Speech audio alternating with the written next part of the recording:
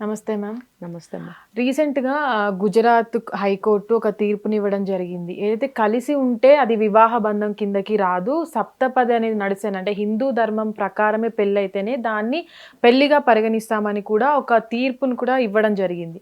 అంటే ఈ మధ్య కాలంలో లివింగ్ రిలేషన్‌షిప్‌లు కావచ్చు, ఇవన్నీ మనం చూస్తూ ఉన్నాం పెళ్లి కాకముందే కలిసి ఉండడం. అంటే వీటిని ఈ తీర్పు ఈ సమాజాన్ని మార్చుతుంది అనుకోవచ్చా? మార్చుతుంది అంటే మారాలి. హ్మ్. విధానాలు తెలియక కొన్ని తప్పులు జరుగుతున్నాయి. ఇప్పుడు కోర్టులు కూడా మంచిగా ఇస్తున్నాయి కొన్ని విషయాల్లో తీర్పులు. ఇలాంటి కట్టుబాట్ల రూపంలో నడిచింది మొన్నటి వరకు. హ్మ్. ఇప్పుడు కట్టుబాట్లు దాటి ఇష్టం వచ్చినట్టు ప్రవర్తిస్తున్నారు కాబట్టి ఇప్పుడు చట్టం కూడా కాస్త ముందుకు వచ్చి ఏమంటారు తన వంతు బాధ్యతని బాధ్యతగా. నిర్వర్తిస్తుంది అని చెప్పుకోవచ్చు ఇక్కడ. హ్మ్. పెళ్ళంటే ఏంటి, పెళ్ళి ఎలా జరుగుతుంది అని తెలియక ఈ జనానికి తెలుసు. తెలుసు, కానీ ఎందుకు అలా చేసుకోవట్లేదు? నా ఇష్టం. హ్మ్. కారణం ఏంటి? ఇప్పుడు నేను చెప్పాను, కలి ప్రభావం అనుకో, మనం బుద్ధి అనుకో, తింటున్న తిండి వల్ల మన ఆలోచనలు మన బుద్ధులు అన్నీ మారిపోతున్నాయి ఏదైనా కానీ. అందుకని ఇలాంటి వాళ్ళు ముందుకొచ్చి చెప్తున్నారు. హ్మ్. ఇప్పుడు పెళ్ళి అనేది నువ్వు ఎలాగోలా చేసేసుకుంటే అది పెళ్ళి కాదు, చెల్లదు, చట్టరీత్యా చెల్లదు. ఇప్పుడు మనకేం చెప్తున్నారు, మ్యారేజ్ సర్టిఫికెట్ కంపల్సరీ చేశారు. ఎందుకు అనంటే అది కొన్ని విషయాల్లో అవసరం. ఇప్పుడు ఇక్కడ నుంచి వేరే కంట్రీ వెళ్ళాలి, వాళ్ళకి ఏంటి నీకు ప్రూఫ్ ఏంటి నువ్వు పెళ్లి చేసుకున్నావని ప్రూఫ్ ఏమి అడుగుతారు వాళ్ళు. ఆ ప్రూఫ్ ఏంటి? ఇగో నేను చేసుకున్నానని చెప్పి so and so registrar office నుంచి మ్యారేజ్ పెళ్లి సర్టిఫికేట్ తీసుకొచ్చి చూపిస్తావు. దాంతోపాటు ఫలానా డేట్లో నీకు పెళ్ళయింది, ఫలానా వాళ్ళతో అత్తగారిది తర్వాత పుట్టింటి వాళ్ళది అడ్రస్లు ఉంటాయి అక్కడ. ఫలానా డేట్లో ఫలానా బ్యాంకెట్ హాల్ బుక్ చేసాం, అక్కడ పెళ్ళయింది, ఇక్కడ రిసెప్షన్ జరిగింది, ఈ సత్యనారాయణ వ్రతం ఉందని ఇంటి పక్కన రాస్తారు. ఇవి ప్రూఫ్లు, ఇగో మా పెళ్ళయింది. ఇది కూడా జత చేస్తారు, ఇంగ్లీష్లో తెలుగులో కూడా ప్రింట్ చేస్తారు కాబట్టి అది వాళ్ళు చదువుకుంటారు. తర్వాత ఏమో ఇదేమైనా క్రియేట్ చేసావేమో, రిజిస్ట్రార్ ఆఫీస్ నుంచి మ్యారేజ్ సర్టిఫికేట్ అడుగుతారు. దాంట్లో కూడా ఫుల్ డీటెయిల్స్తో ఫలానా డేట్లో మాకు ఇలాగ పెళ్ళయిందని చెప్పి ఒక సర్టిఫికేట్ తీసుకొస్తారు. అక్కడ అవసరం ఏది? రిజిస్ట్రార్ ఆఫీస్ నుంచి తీసుకొచ్చిన మ్యారేజ్ సర్టిఫికేట్. జనరల్గా ఇప్పుడు అనేక రకాలుగా అక్రమ సంబంధాలు పెట్టుకుని మాకు అంతకుముందే పెళ్ళి అయింది, అనవసరంగా మాకు బలవంతం పెళ్లి చేశారు, ఇదిగోండి ప్రూఫ్, అవన్నీ చెల్లం. ఎవడు చూశాడు? కానీ ఇప్పుడు ఇలాంటి తీర్పిచ్చిన కోర్టులు అది గతంలో కూడా మైనర్ అయినటువంటి పిల్లలు ఎవరైతే మేజర్ అయిన పిల్లలు ఎవరైతే ఉంటారో వాళ్ళ ఇష్టం వచ్చిన వారితో ఉండొచ్చు, ఎట్లయినా ఉండొచ్చు, అంటే వాళ్ళకి అడ్డు చెప్పే హక్కు ఎవరికీ లేదని కూడా తీర్పులు ఇచ్చినాయి. దీని తర్వాత కూడా చాలా మంది అంటే మనకి ఎలాంటి లీగల్ ఇష్యూస్ రావు అని కూడా చాలా మందికి అట్లా రిలేషన్లో ఉన్న వాళ్ళు కూడా ఉన్నారు. అంటే కోర్టులు ఈ విధంగా చెప్తున్నాయి, ఆ విధంగా చెప్తున్నాయి. ఎవరు ఎటు వినాలి అనే దానిపైన కూడా ఒక క్లారిటీ లేదనమాట. ఆయా సందర్భాన్ని బట్టి ఆ సెక్షన్ వర్తిస్తుంది. అర్థమైందా?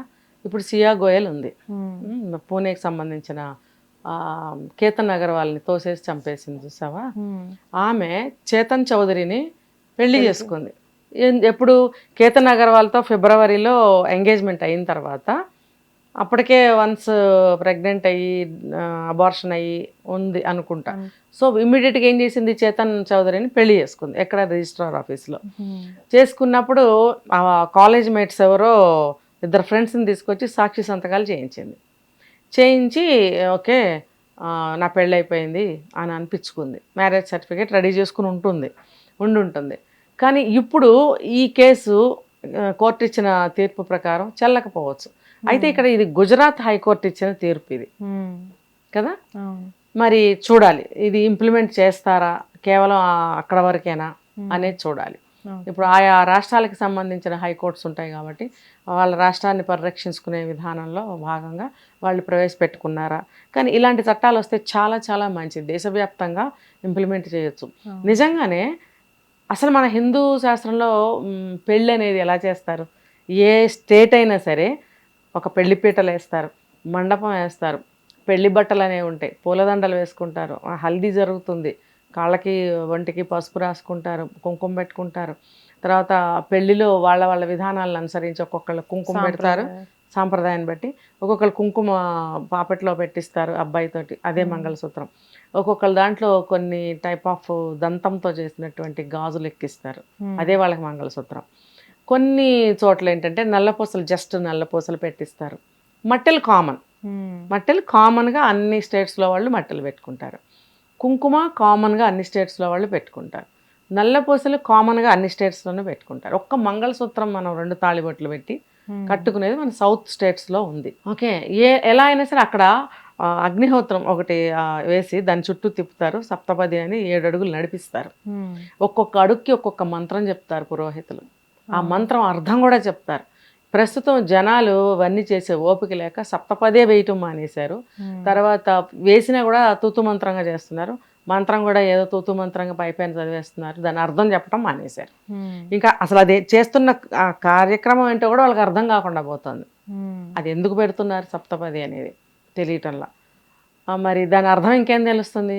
అట్లీస్ట్ అబ్బాయిలు కానీ అమ్మాయిలు కానీ అది ఎందుకు పెట్టించారండి అని అక్కడ అడిగినా చెప్తారు పూజారులు, పురోహితులు. వీళ్ళు అడగాలని అమ్మో అడిగితే ఇప్పుడు ఇంకో గంట కూర్చోవాలేమో, ఈ ఫోటో షూట్ తీసుకోవాలి, ఇవన్నీ మనకు టైం సరిపోదు, వదిలే తొందరగా కానివ్వండి పంతులు గారు అంటుంటారు. అంటే పసుపుతాడు కట్టడం ఒకటే మెయిన్ కాదు, సప్తపది అంటే ఒక్కొక్క అడుగుకి 7 అడుగులు నడిపించటం. ఒక్కొక్క అడుగుకి ఒక్కొక్క అర్థం, ఎందుకు వేస్తున్నాం అని చెప్తారు. అది మనం వేరే టాపిక్ మాట్లాడదాం. ఓకే, అన్ని అర్థాలతోటి వేద మంత్రాలతోటి 7 అడుగులు నడిపించినప్పుడు 7 అడుగులు 7 జన్మల బంధం అంటారు కదా. ఇప్పుడు మనం ప్రతి జన్మలోనూ మళ్ళీ 7 జన్మల వరకు మనమే భార్యాభర్తలం అవుతాం అనేది మన శాస్త్రాలు, ధర్మశాస్త్రాలు చెప్తున్నాయి. కాబట్టి దాన్ని మనం నమ్మాలి. అందుకని నడిపిస్తారు. అవి అలాంటి పద్ధతిగా జరగని పెళ్ళి అవన్నీ జరిగితే దాన్ని పెళ్ళి అంటారు.